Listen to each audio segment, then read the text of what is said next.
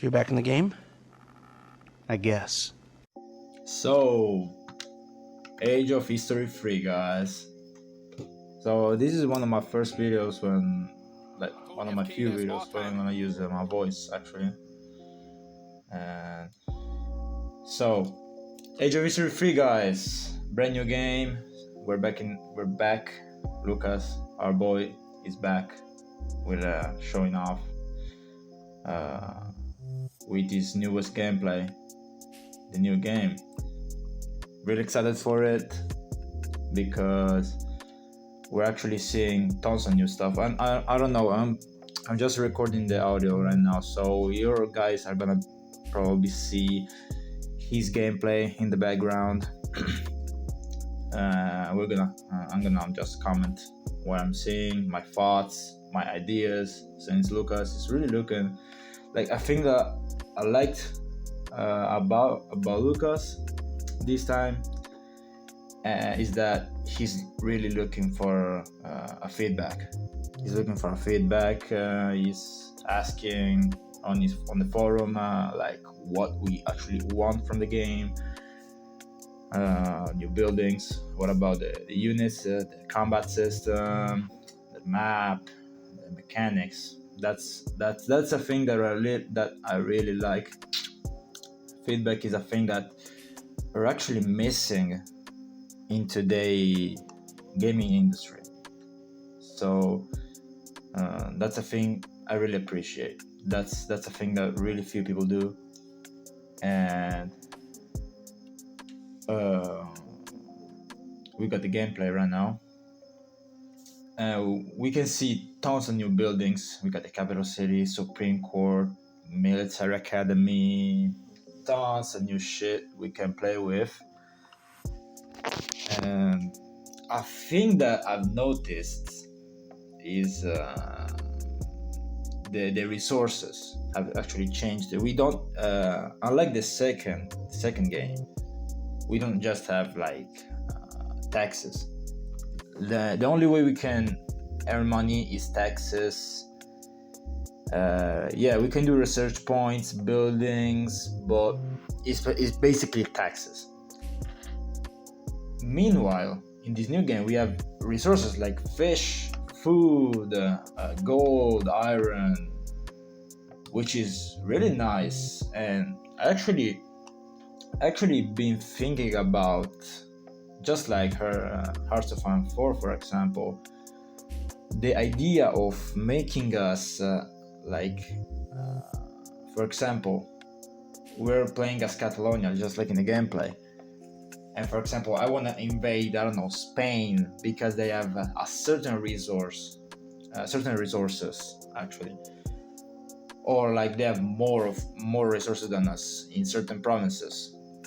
So an idea that I would like to see is actually when we are gonna actually play the game, like we're gonna kind of need to go to war to gain certain resources and make money. Just not like the previous game, the second one, where we just wage war to gain certain provinces, and just like let's be honest, we played it when we make war in the second game, we just do it for getting bigger, but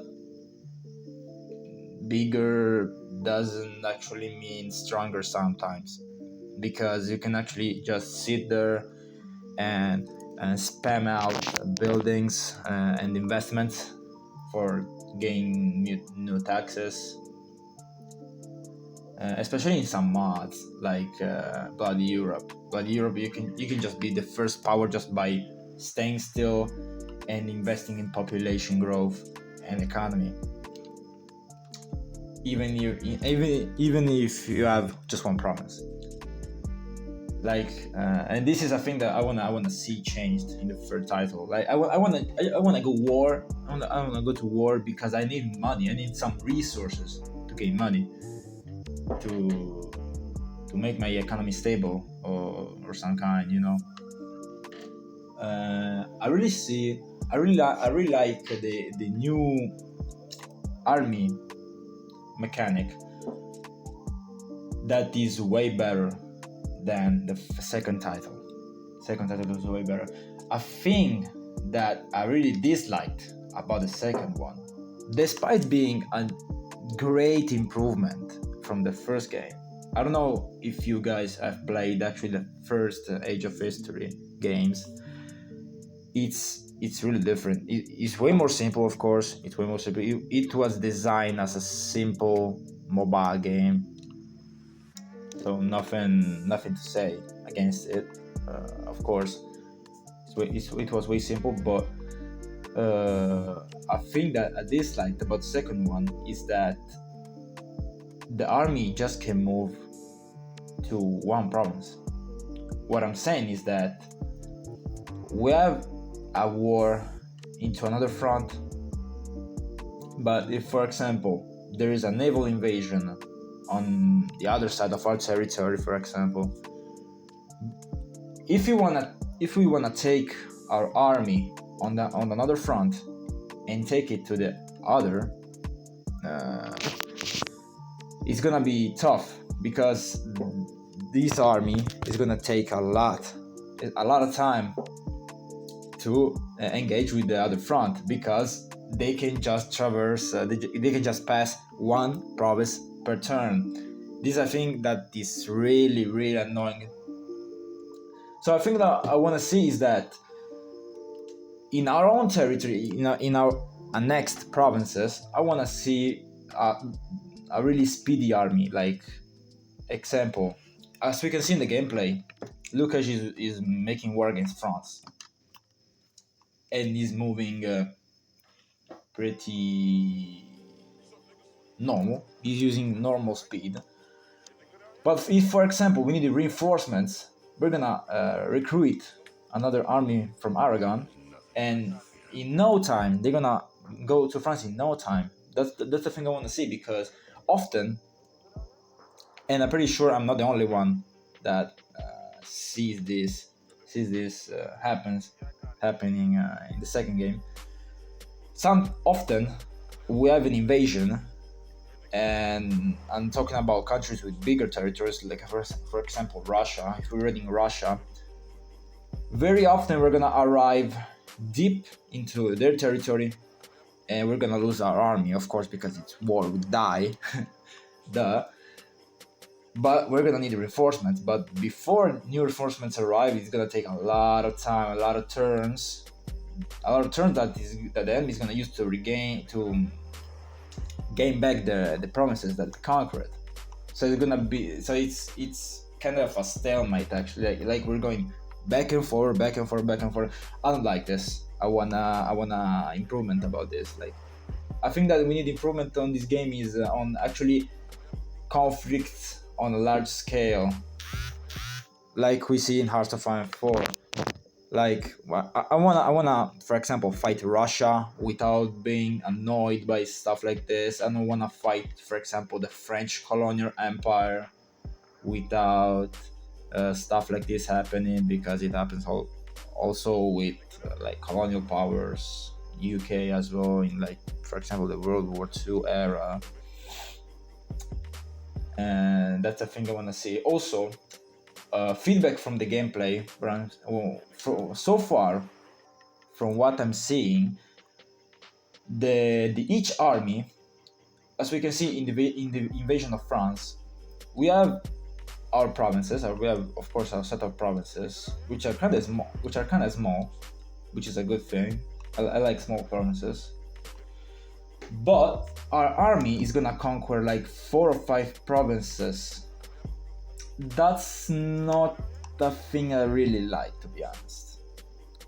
I would prefer to conquer just one province at a time and have like a front. I don't know if you guys understand what I'm saying. I really like. I would like to see a Hearts of Iron model for the divisions. We have a certain front line with each division in each provinces that need to defend it or need to advance. That's a thing I want to see. Also, because we're talking about a real-time strategy game. We're not playing in turns anymore. Hopefully, thankfully. Real-time RTS, it's way better, works way better in my opinion, but needs to be worked better as well. Needs more improvements. So my suggestion is to make one conquest, like conquer one province at a time. That's my suggestion. And also better, we need better diplomacy from the second game. Now this has been fixed with mods actually, but for the folks that are playing vanilla AOH2, for example, alliances, it's almost impossible to make a big alliance. This of course is resolved with mods like Bloody Europe. Bloody Europe, you can make huge alliances with everyone. You just need good relations and you're done. And that's the thing I also want to see in the third game. I want to see random events, but the game creates events for us, not just like we do in the second game with the editor. That's also a thing I want to see. It's random events created by the game. And also a thing I'm seeing is that every country have leader portraits, leader names, and also in our government menu we can actually hire officials of our cabinet. And from what I'm seeing, there are random names, so that's a thing I really like. So that's a thing we need. That's a thing I really like to see. Cabinet, random portraits, random names, because of course we're gonna of course, for example, if we're playing a modern scenario, we're gonna make we can have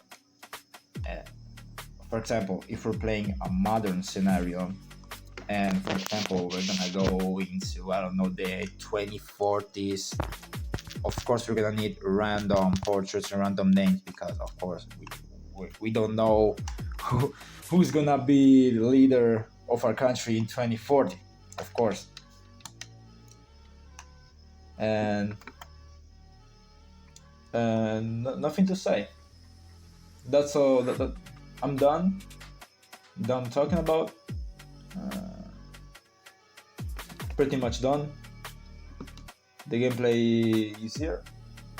I hope Lucas is gonna do more videos. He's gonna upload more gameplays, because we fucking need them, to be honest. Yeah. And I hope. Also another thing. Make this game as moddable as possible. We need to mod this shit out of it, because of course, nothing to say against. Of course, I respect Lucas. He's just one folk working on a full game. Which is on fucking paradox levels. Like, one guy is making a game that an entire company will do. Like, he's really doing a lot of stuff. But of course, we cannot expect a full-blown game from one guy. So my suggestion is that make the game as moddable as possible, because mods are what keep games alive. The mods are the future, basically. AOC 2 is alive today, is still being played today because of mods. And I'm gonna say it myself, that I'm currently playing the game because of mods, because there are new mechanics like Bloody Europe, the TNO mod. I'm playing the mods because it's better. It's better mechanic, it's better gameplay, it's way more playable, less annoying with the problems I've talked about before. So that's a thing I want to see, because even though I hope it's not gonna happen, but in the case of AOC 3 not being a 5-star game because I don't know, it's lacking something, modders can fix it. Modders are gonna be able to fix it because AOC 2 has seen really good mods, and I really hope for the future. I really looking towards it. So this, I'm pretty much done talking. So see you next time with a new video, I guess, if I wanna make it. Tell me guys if you like my voice. I don't know, my English is pretty shit. My accent, I guess. But yeah, see you next time guys. Bye bye.